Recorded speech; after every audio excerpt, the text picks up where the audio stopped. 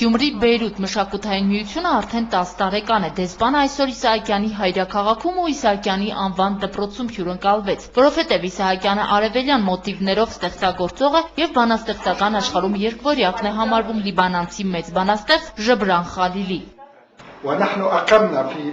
Երևանի այգիներից մեկում Ժբրանի կիսանդրին է, պատրաստում ենք Իսահակյանի կիսանդրին էլ Լիբանանում ինչ որտեղ կանգնեցնել։ Իսկ ընդհանրապես ամբողջ միջոցառման ընթացքում ամենահետաքրքիրը դեսպանի խոստովանություններն էին հայերի, հայաստանցիների ու հայ համայնքի մասին։ Սկզբում դեսպանն արտահայտվեց, որ զարմացած է գյումրեցի աշակերտներով, ովքեր ավելի լավ են ասմունքում Ժբրան Խալիլի բանաստեղծությունները, քան Լիբանանի որոշ դպրոցների աշակերտներ։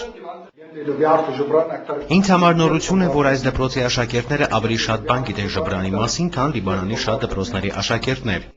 Հայերի ու հայ համայնքի մասին բոլոր լիբանանցիների կարծիքն է բարձր, հավաստեց դեսպանը։ Հայերն այնքան ճարպիկ, խելացի ու աշխատասեր են, որ Լիբանանում մենք ունենք հայերի մեջ նշանավոր գործարարներ, խորհրդարանում падգամավորներ, նախարարներ ու դեսպանատներում բարձրաստիճան հայ պաշտոնյաներ։ Մենք հպարտ մեր հայրենակից հայերով, խորհրդարանում 6 падգամավոր ունենք, 2 նախարար, դեսպաններ ու պաշտոնյաներ։ Հայերը մեր մոտ կոմկուսի հիմնադիր են։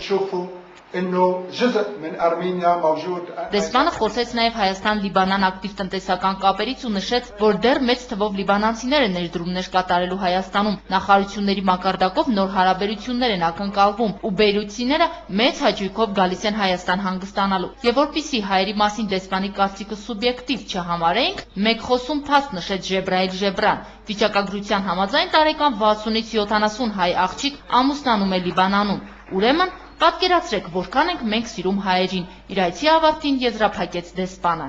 Քրիստինա Մկրտչյան, Համբարձում Պապոյան, Գալանյուս։